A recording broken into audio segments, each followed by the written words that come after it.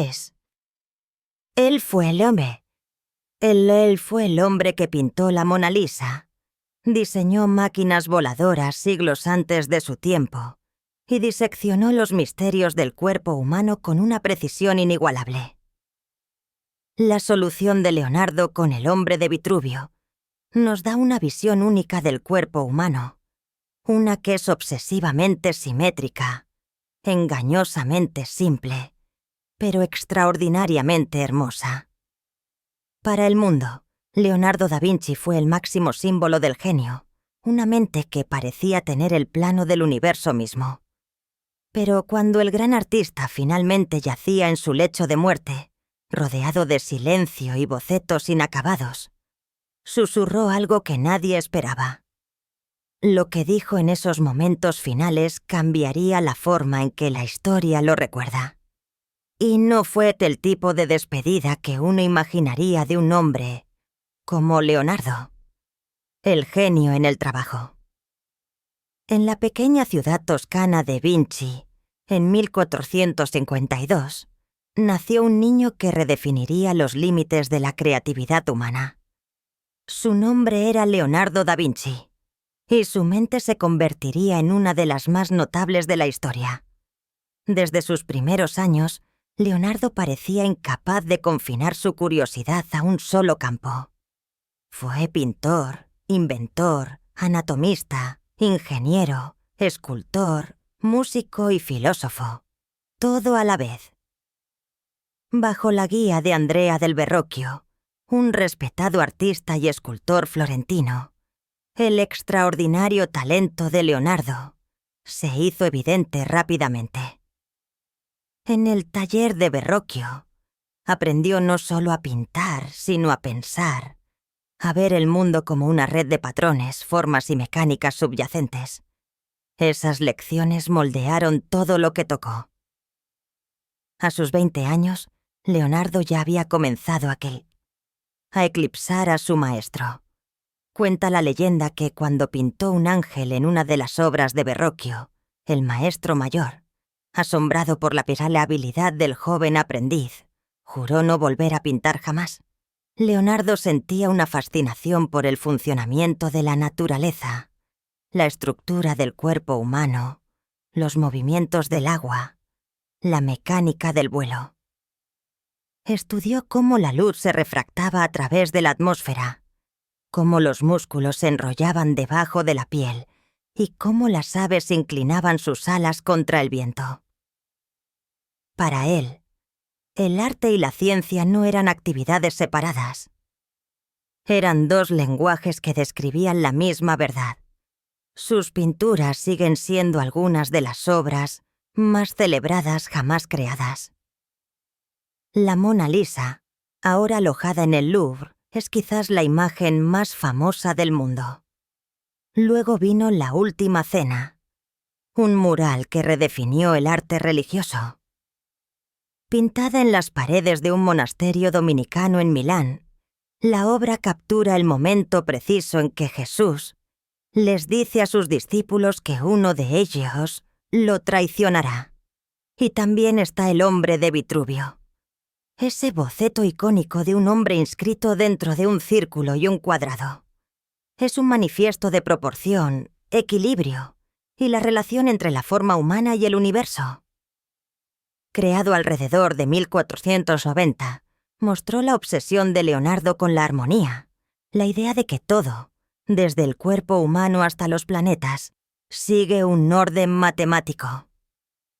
Sin embargo, a pesar de todas sus obras maestras, el monumento más verdadero de Leonardo pueden ser las miles de páginas que dejó en sus cuadernos.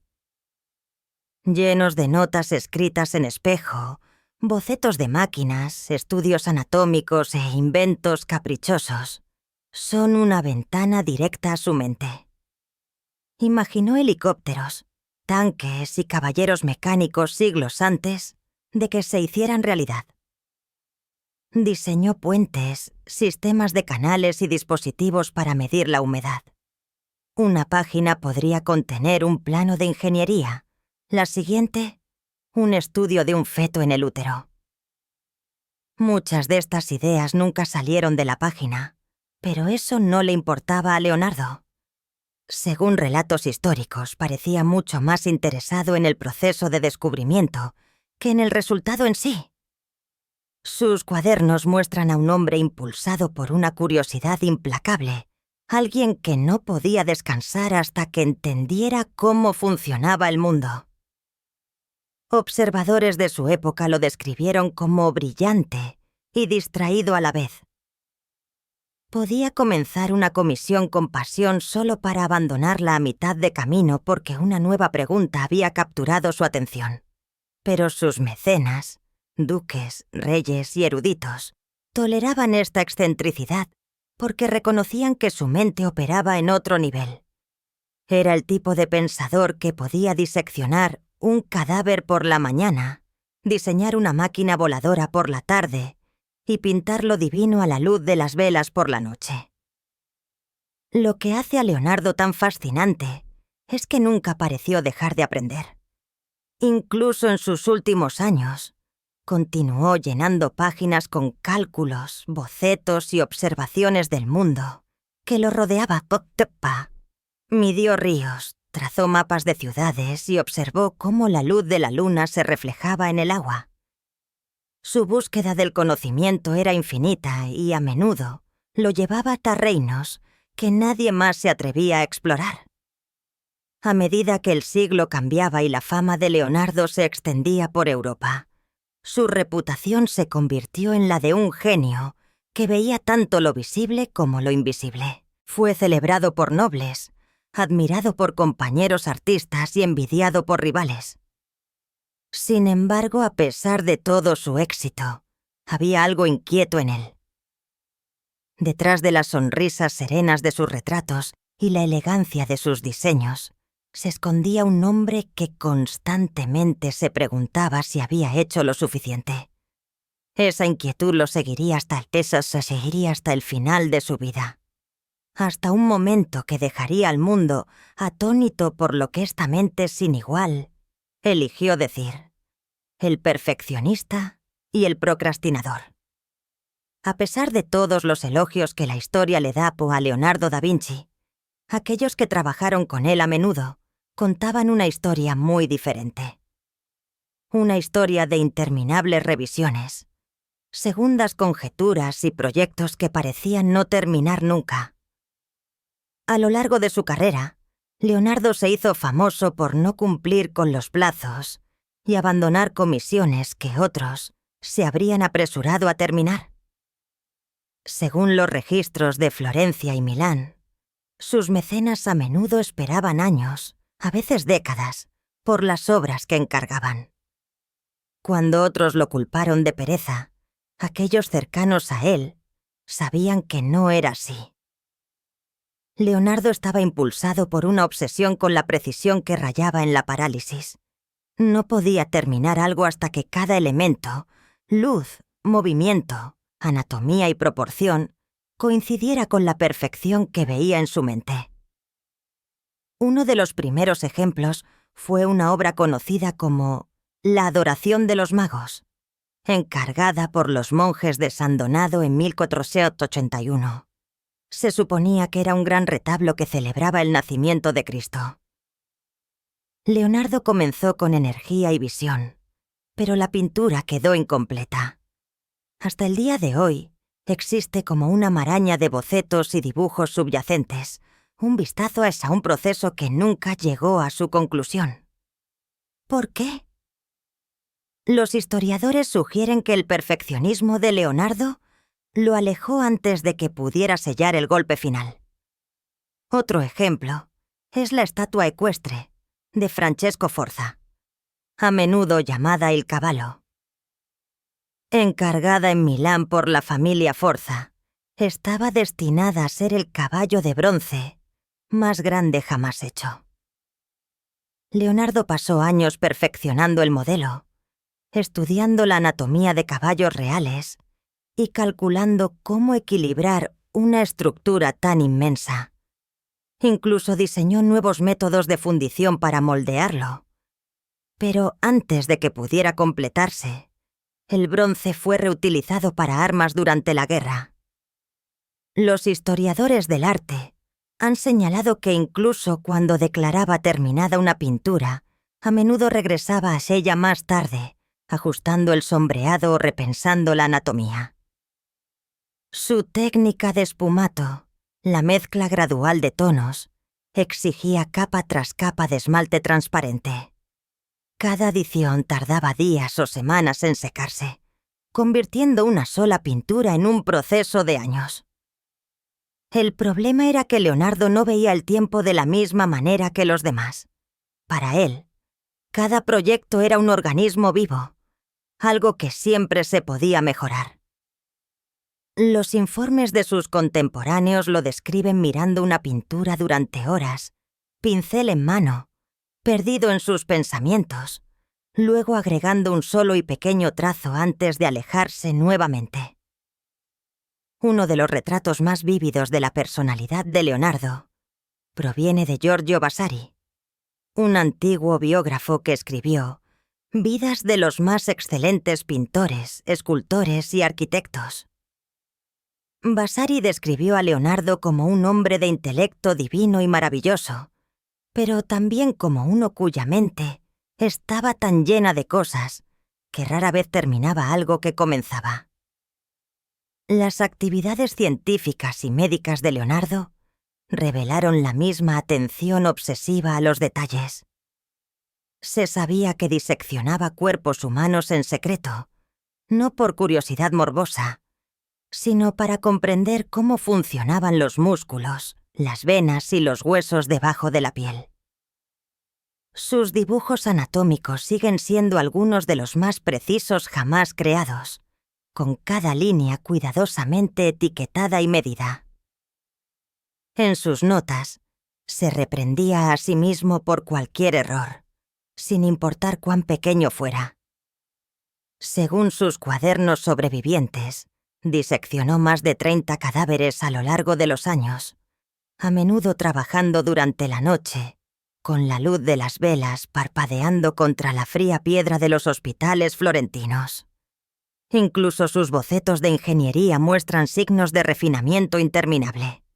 Rediseñaba el mismo mecanismo docenas de veces, buscando un equilibrio perfecto que nadie más siquiera pensaba en cuestionar. Para Leonardo, cada máquina, cada dibujo, era un experimento. Amigos y asistentes recordaron que Leonardo a menudo dejaba obras inconclusas cuando se mudaba de ciudad en ciudad. Su mente se movía más rápido que sus manos. Un minuto estaría pintando el rizo del cabello de un santo. Al siguiente estaría dibujando diseños para un submarino o calculando cómo las alas de un pájaro generaban sustentación. Los psicólogos modernos podrían llamar a esto perfeccionismo, mezclado con inquietud, una forma de genio que constantemente se socavaba a sí misma. Y eso es lo que hace de Leonardo una paradoja. Vivió en una época que adoraba el dominio, y sin embargo, pasó su vida persiguiendo un ideal que ninguna mano humana podía alcanzar. Sus obras inconclusas se convirtieron en símbolos de esa búsqueda, fragmentos de un sueño imposible. A medida que pasaban los años, este perfeccionismo implacable se profundizó, convirtiéndose en una carga. Se medía a sí mismo, con la imagen inalcanzable en su mente. Y cuando esa mente, la más grande de su época, finalmente comenzó a disminuir la velocidad, la pregunta persistió. ¿Qué pensó realmente Leonardo de todo lo que había hecho? Si exigió la perfección de cada trazo, cada experimento y cada descubrimiento, ¿qué se llevó a su lecho de muerte? ¿Qué dijo sobre el trabajo de su propia vida, Francia, el patrocinio y los últimos meses? En el año 1516, Leonardo da Vinci tenía 64 años, una edad que a principios del siglo XVI ya era notable. Sus manos, una vez firmes por años de dibujo y pintura, habían comenzado a temblar ligeramente, y el vigor que lo llevó a través de interminables experimentos comenzaba a desvanecerse. Sin embargo, incluso cuando el tiempo lo alcanzó, su mente permaneció tan aguda como siempre. Fue en este punto que comenzó un nuevo capítulo en su vida. Un capítulo que lo alejaría de Italia, lejos de las competitivas cortes de Florencia y Milán, y hacia el corazón de Francia. Ese movimiento se produjo por invitación del rey Francisco I, un joven monarca cuya fascinación por el arte, la arquitectura y la ciencia rivalizaba con la de cualquier príncipe del Renacimiento. Francisco vio en Leonardo una mente capaz de transformar a Francia en un centro de gloria intelectual. Los informes sugieren que el rey organizó personalmente el viaje de Leonardo, proporcionándole una generosa pensión y una residencia acorde con su estatus. Según los registros históricos, Leonardo aceptó la invitación y cruzó los Alpes con varios de sus alumnos, incluido su asistente de confianza, Francesco Melzi, trayendo consigo no solo sus cuadernos y bocetos, sino también 3 de sus pinturas más preciadas: la Mona Lisa, San Juan Bautista y la Virgen con el Niño y Santa Ana. Leonardo se instaló en Clolus, un pequeño castillo situado a pocos pasos de la residencia real en Ambis. Los 2 edificios estaban conectados por un pasaje subterráneo, lo que permitía al rey visitar a Leonardo cuando lo deseara. Clolus pronto se convirtió tanto en un refugio como en un laboratorio. Dentro de sus muros de piedra, Leonardo continuó diseñando dispositivos mecánicos, estudiando hidráulica y explorando la anatomía. Aunque su fuerza física estaba disminuyendo, ya no podía ejecutar grandes proyectos con sus propias manos. Pero dirigió a otros. Dictó notas y revisó diseños antiguos. Los relatos contemporáneos sugieren que Francisco visitaba a menudo a Leonardo, a veces pasando horas en conversación. El joven rey, apenas en sus 20 años, supuestamente trató al anciano italiano como mentor y amigo. Los cronistas describieron sus discusiones como que abarcaban desde la arquitectura hasta la filosofía, desde el movimiento de los planetas hasta los deberes morales de los gobernantes. Ya sea que cada detalle de estos informes sea cierto o no, no hay duda de que Francisco valoraba inmensamente a Leonardo. En una carta escrita durante ese período, un funcionario de la corte señaló que el rey no podía creer que hubiera nacido en el mundo un hombre que supiera tanto como Leonardo. Los últimos años de Leonardo en Francia estuvieron marcados por la reflexión. Aunque su salud continuó deteriorándose, muy probablemente debido a un derrame cerebral que dejó su mano derecha parcialmente paralizada, se mantuvo intelectualmente activo. Organizó sus cuadernos, revisó sus bocetos y dictó sus pensamientos a Melzi, quien más tarde se convertiría en el guardián de sus manuscritos. También fue nombrado oficialmente primer pintor, ingeniero y arquitecto del rey, un título que simbolizaba tanto honor como gratitud. El 2 de mayo de 1519, Leonardo falleció en Clolus, a la edad de 67 años. Francesco Melzi estaba a su lado, al igual que varios sirvientes que asistían de la casa real. Las circunstancias precisas de su muerte son difíciles de confirmar, ya que la mayor parte de lo que se conoce proviene de relatos posteriores. George Vasari, escribiendo décadas después, describió famosamente una escena dramática en la que el propio rey Francisco sostuvo la cabeza de Leonardo mientras moría. Una poderosa imagen de amistad y reverencia. Pero los historiadores generalmente están de acuerdo en que Vasari, aunque bien intencionado, tenía una tendencia a embellecer. Sus historias a menudo mezclaban hechos con sentimiento, creando retratos destinados a inspirar en lugar de documentar. Lo que se puede afirmar con certeza es que Leonardo fue enterrado en la capilla de San Huberto, dentro de los terrenos del castillo de Amboise. Los registros de principios del siglo XVI confirman que la ceremonia tuvo lugar allí, aunque a lo largo de los siglos el sitio sufrió daños, restauraciones e incluso destrucción parcial. En el siglo XIX, la ubicación exacta de los restos de Leonardo se había vuelto incierta. Cuando una tumba que se creía que era la suya fue redescubierta durante las excavaciones en el siglo XIX, los huesos fueron reinhumados bajo una lápida con su nombre. Sin embargo, incluso hoy en día, los estudiosos continúan debatiendo si realmente contiene sus restos. Después de la muerte de Leonardo, Francisco Pimiro, según los informes, lloró profundamente, refiriéndose a él como un hombre que nunca había sido igualado. La admiración del rey ayudó a preservar el legado de Leonardo en Francia, asegurando que sus obras, tanto terminadas como inacabadas, permanecieran bajo protección real. Las pinturas que había traído consigo finalmente fueron absorbidas por la colección real francesa y, siglos después, la Mona Lisa encontraría su hogar permanente en el Louvre. Pero más allá de los honores, los títulos y las amistades reales, los últimos años de Leonardo revelan algo más tranquilo y más humano.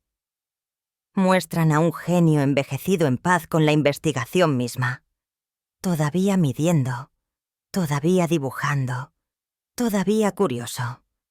Incluso cuando su cuerpo le falló, parecía contento de vivir rodeado de ideas. Aún así, al acercarnos a las últimas horas de su vida, una pregunta es: ¿qué pensamientos llenaron su mente al enfrentarse al final? A pesar de toda la admiración que recibió, a pesar de todas las obras maestras que dejó atrás, Leonardo llevó algo tácito a ese último momento: los arrepentimientos y las dudas. Durante siglos, la leyenda de las últimas palabras de Leonardo da Vinci se ha repetido en biografías, documentales y relatos en el aula. Palabras que se dice que salieron de los labios de una de las mentes más grandes de la humanidad, mientras yacía muriendo en Francia en 1509. De hecho, lo que Leonardo da Vinci dijo antes de morir, te dejará atónito. Las últimas palabras de da Vinci fueron: he ofendido a Dios y a la humanidad, porque mi trabajo no alcanzó la calidad que debería haber alcanzado. Esas 16 palabras se han convertido en un epitafio definitorio para un hombre cuyo propio nombre es sinónimo de genio. La frase nos llega a través de los escritos de Giorgio Vasari, el artista y biógrafo del siglo XVI, cuyas vidas de los más excelentes pintores, escultores y arquitectos sigue siendo uno de los textos fundamentales de la historia del Renacimiento. El relato de Vasari sobre el fallecimiento de Leonardo es vívido, dramático y profundamente moralizado. Típico de su estilo narrativo, retrata a Leonardo rodeado de asistencia real, reconciliado con la fe y confesando arrepentimiento por sus actividades mundanas, incluso diciendo, según los informes: ya no puedo ocultar esto. Pero aquí radica el problema. Vasari no estaba en Francia cuando murió Leonardo. Su relato, escrito décadas después, se basó en informes de segunda mano y, en algunas partes, en lo que los eruditos creen que fueron adornos literarios diseñados para dar forma a lecciones morales para sus lectores. Según los historiadores modernos, la descripción de Vasari de las últimas horas de Leonardo podría revelar más sobre los valores del autor que sobre el propio estado mental de Leonardo. Los estudiosos que han analizado el texto de Vasari y los que siguieron su relato advierten que la línea puede haber sido parafraseada o incluso compuesta para servir como una reflexión moral sobre los límites del orgullo y el intelecto humanos. Los verificadores de hechos y los revisores académicos han señalado desde entonces que ningún documento contemporáneo, ninguna carta, diario o testimonio de los asistentes de Leonardo confirma esas palabras exactas. Sin embargo, la frase ha persistido, transmitida por siglos de relatos, porque captura algo inquietantemente plausible sobre la personalidad de Leonardo. ¿Por qué? Porque encaja con el patrón que ya reconocemos. El implacable perfeccionismo de Leonardo, su insatisfacción con los proyectos inacabados, su interminable retoque de las técnicas. Aquí había un hombre que diseccionaba cadáveres para comprender la mecánica de la vida misma, que experimentaba con pigmentos y máquinas que pocos de sus contemporáneos podían comprender, y que incluso en el triunfo parecía consumido por lo que no había completado. Eso es lo que hace que estas supuestas últimas palabras sean tan sorprendentes. Para el mundo exterior, los logros de Leonardo eran casi sobrehumanos. La Mona Lisa, la Última Cena, el hombre de Vitruvio y miles de bocetos que anticiparon tecnologías siglos por delante de su tiempo. Pero si el informe de Vasari es incluso medio cierto, entonces el propio Leonardo miró hacia atrás no con orgullo, sino con decepción, midiendo el trabajo de su vida no contra los demás, sino contra un ideal que creía que nunca había alcanzado. Bajo esta luz, sus últimas palabras se parecen menos a la culpa y más a la confesión de una mente que nunca dejó de elevar el listón. Leonardo, según muchos relatos, creía que el arte y la ciencia eran formas de acercarse a la verdad divina. Ofender a Dios en este contexto podría haber significado no hacer justicia a la perfección de la naturaleza que buscaba imitar. Sus bocetos de músculos, alas y ríos fueron actos de reverencia, intentos de descubrir cómo funcionaba la creación misma. Para un hombre como ese, cualquier cosa que no alcanzara la perfección podría sentirse como una especie de fracaso moral. Sin embargo, existe otra interpretación, una que los estudiosos a menudo nos recuerdan que debemos considerar. Vasari, como escritor, tenía la costumbre de enmarcar las vidas de los artistas como dramas morales.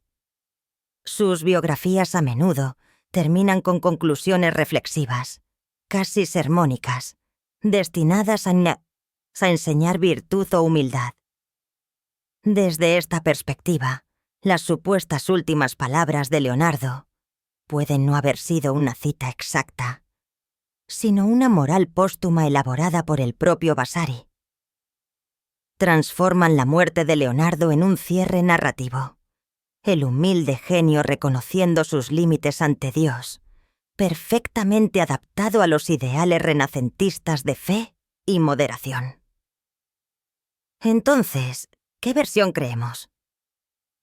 ¿La confesión literal de un maestro moribundo atormentado por sus propios estándares, o la moral elaborada de un biógrafo que busca humanizar a un hombre que parecía más grande que la vida?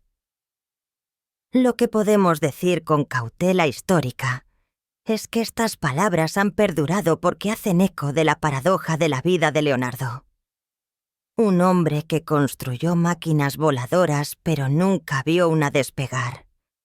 Un hombre que pintó obras maestras, pero dejó muchos lienzos inacabados. Un hombre celebrado por reyes y eruditos por igual, pero que pudo haber mirado hacia atrás en su trabajo y haber visto solo lo que faltaba. En esos últimos años, la inquietud de Leonardo nunca lo abandonó. Ya sea que Vasari registrara sus verdaderas últimas palabras, o simplemente capturara su esencia, La idea de que incluso el mayor genio del Renacimiento pudiera morir creyendo que se había quedado corto sigue siendo sorprendente. Reescribiendo el legado. Cuando Giorgio Vasari registró por primera vez las supuestas últimas palabras de Leonardo da Vinci, es probable que nunca imaginara cuán perdurables se volverían esas palabras.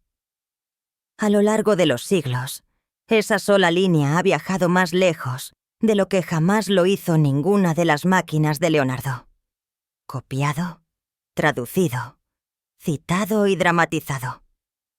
Se convirtió en parte de la leyenda, transformando la imagen de Leonardo de un símbolo radiante del genio humano en algo más complejo, un hombre atormentado por su propia brillantez.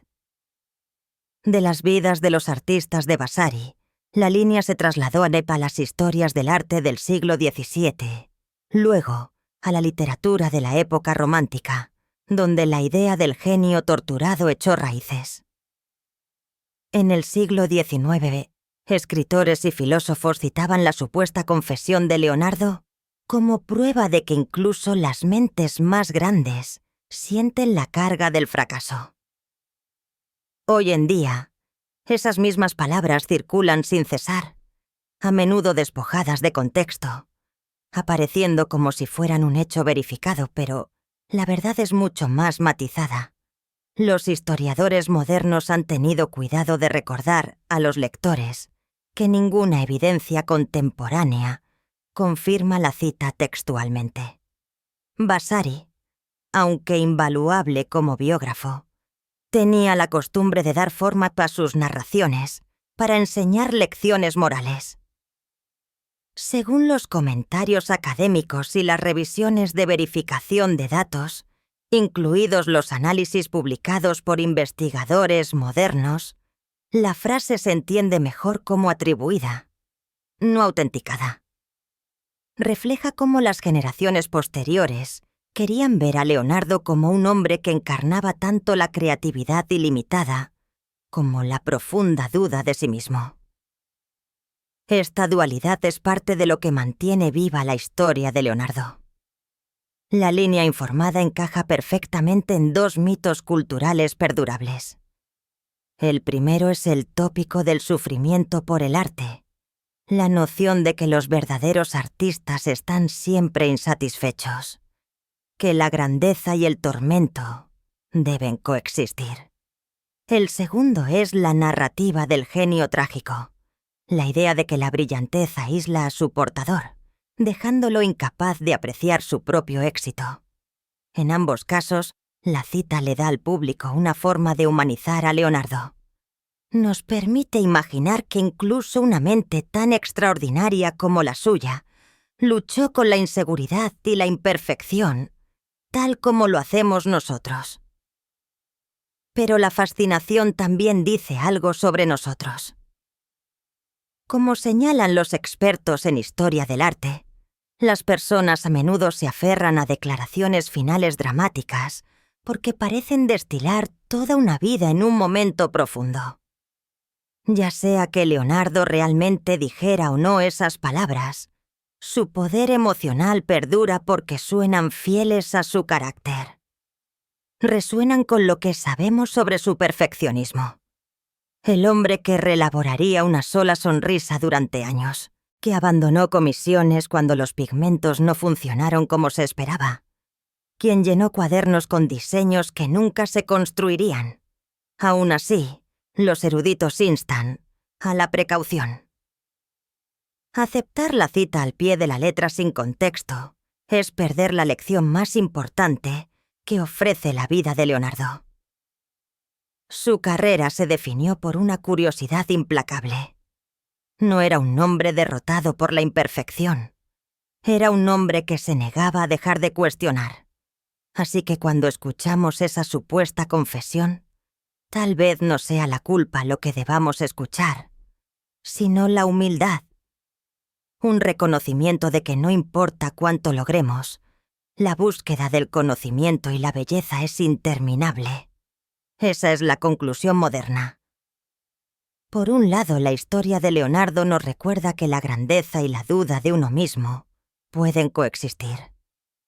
Que el perfeccionismo, aunque doloroso, también puede impulsar una innovación extraordinaria. Por otro lado, nos desafía a Poussin y a pensar críticamente sobre la historia misma. Cada cita, cada anécdota, cada supuesta última palabra nos dice tanto sobre quienes la repiten como sobre la persona que describe. La línea de Vasari puede revelar menos sobre el alma de Leonardo que sobre los ideales renacentistas de piedad y reflexión moral. Entonces, ¿en qué nos deja eso? ¿Fue la confesión final de Leonardo un momento de honestidad cruda o una moral cuidadosamente elaborada por alguien que lo admiraba desde lejos? La respuesta puede que nunca sea segura, pero tal vez esa incertidumbre sea apropiada. Después de todo, el propio Leonardo vivió en preguntas. La leyenda de sus últimas palabras perdura no porque sea demostrablemente verdadera, sino porque captura algo esencial sobre la condición humana. El esfuerzo interminable por hacer más, por comprender más, por ser más. Y tal vez ese sea el verdadero mensaje que dejó atrás. Entonces, ¿qué piensas? ¿Fueron esas palabras el susurro de un perfeccionista que enfrentaba sus límites o la invención de un narrador destinada a enseñar humildad? Háganos saber en los comentarios.